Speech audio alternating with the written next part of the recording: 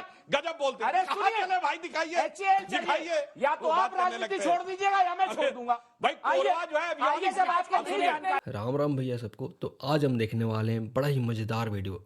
तो अंजना ओम कश्यप जो कि गोदी मीडिया की एक एंकर हैं, जिन्हें लगता है बीजेपी वालों ने शायद पैसे टाइम पे नहीं पहुंचाए थे, इसलिए सुधांशु त्रिवेदी जी की इज्जत उतार दी उन्होंने। चलो देखते हैं, बहुत मज़ा आने वाला है। और साथ ही साथ कुछ स्टूडेंट्स ने भी बहुत ही मज़ेदार और बहुत ही हट के क्वेश्चन पूछे हैं सुधांशु त्रिवेदी से। तो देखते हैं उसका आंसर दे पाते हैं या नहीं दे पाते हैं।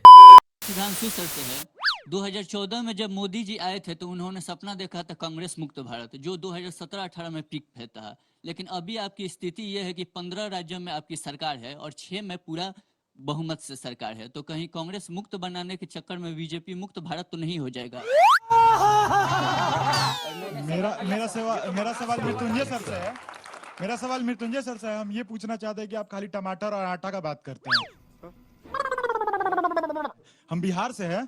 हम चाहते हैं कि आप एजुकेशन पे भी बात कर लीजिए। हमारे यहाँ स्कूल का हाल आप देख ही रहे हैं। हमारे खुद का गांव का स्कूल टूटा हुआ है। अच्छा।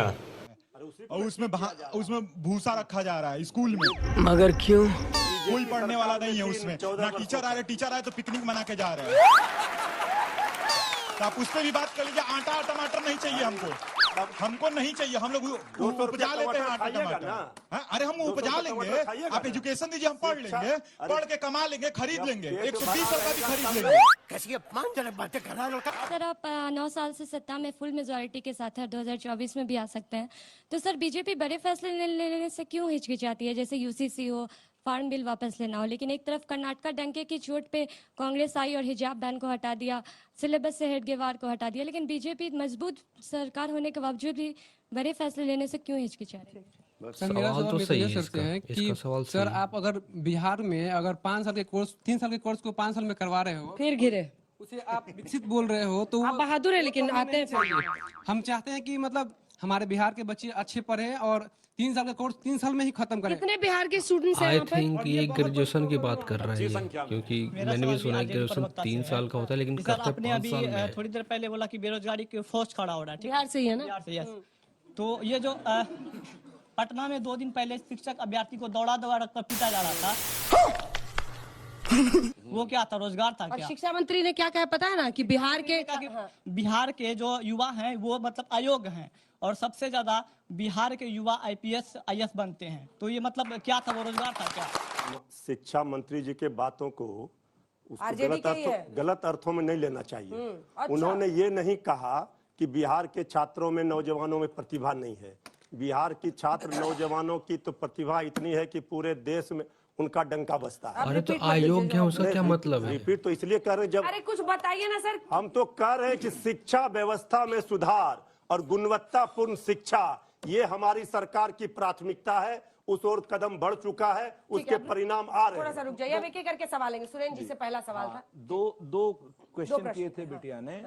तो बेटे हम बताएं आपसे कि कांग्रेस ने इस देश को गर्व कराने वाले काम किए हैं। जब कांग्रेस की सरकार आई थी आजादी के बाद, 1760 करोड़ रुपए का बजट था हमारा। हमने हथियार नहीं, जो भी है ना, नाम मुझे नहीं पता इनका भी, लेकिन बड़ा जबरदस्त। हमने IIT IIM बनाए, हमने रिसर्च इंस्टीट्यूट बनाए, हमने बैंकों का नेशनलाइजेशन किया जिसको सुधांशु भाई लोग बेच रहे हैं सारे बैंकों को। हमने सैकड़ों की संख्या में PSU बनाए जिनको ये सुधांशु जी वगैरह बेच रहे हैं, देश बेचे डाल रहे हैं। रेल, तेल, भेल सब हम ही लोगों का बनाया हुआ था। उसके बाद परमाणु विखंडन, परमाणु संपन्न शक्ति राष्ट्र किया।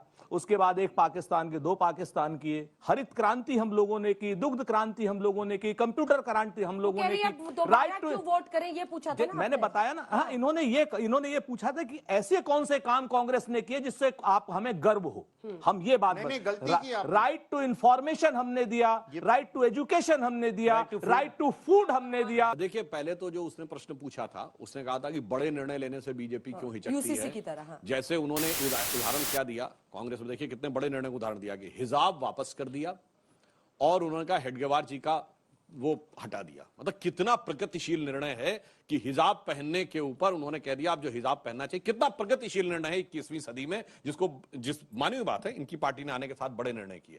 हमने अगर बड़े निर्णय की बात रही, जब से 2019 में हमारे पास राज्यसभा में भी थोड़ा बहुमत आया, तो फिर चाहे आर्टिकल 35A हो, 370 हो, ट्रिपल तलाक हो, हज सब्सिडी खत्म करना हो, अथवा जन जन में हर व्यक्ति को बिजली, पानी, सड़क, 11 करोड़ लोगों को नल से जल उपलब्ध कराना हो, 4 करोड़ लोगों को ग्रामीण में प्रधानमंत्री आवास योजना में आवास उपलब्ध कराना हो, अथवा भारत को विमान वाहक युद्धपोत दिलवाना हो। भारत में इससे पहले एसॉल्ट राइफल्स नहीं बनती थी, अब एसॉल्ट राइफल भी बन रही है। भारत में लड़ाकू जहाज के इंजन नहीं बनते थे। बन रही है भाई, 14 साल से कुछ भी एसॉल्ट राइफल बन रही है। नाम बताइए। एचएएल में एसॉल्ट राइफल बनती है।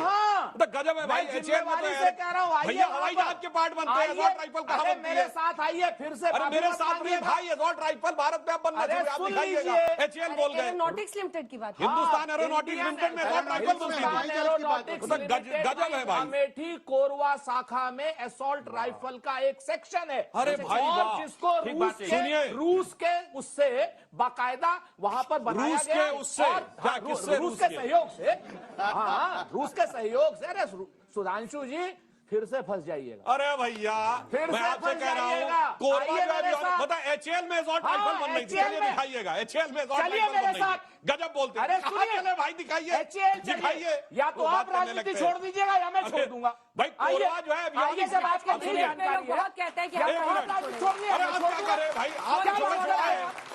अब एक मिनट बात करता हूं, सुनिए मैं बता रहा हूँ। चिरंजीव सुनिए, एचएएल में कोरबा डिवीजन है, एवियोनिक्स डिवीजन है, यानी जहां पर जहाज के 2 पार्ट्स होते हैं। भाई देखिए, आप बीच में मत बोलिए, मुझे अपनी बात कहने दीजिए। चलिए नहीं, अब आपने कह दिया ना, मुझे अपनी बात कहने दीजिए। जाके कोई भी चेक करे, एचएएल कोरबा एवियोनिक्स डिवीजन है। एवियोनिक्स का मतलब जहाज के वो पार्ट जो इलेक्ट्रॉनिक्स के साथ कनेक्ट होते हैं, उसके लिए वो बनाई गई। उसमें एसॉल्ट राइफल बनाने की बात कर रहे हैं।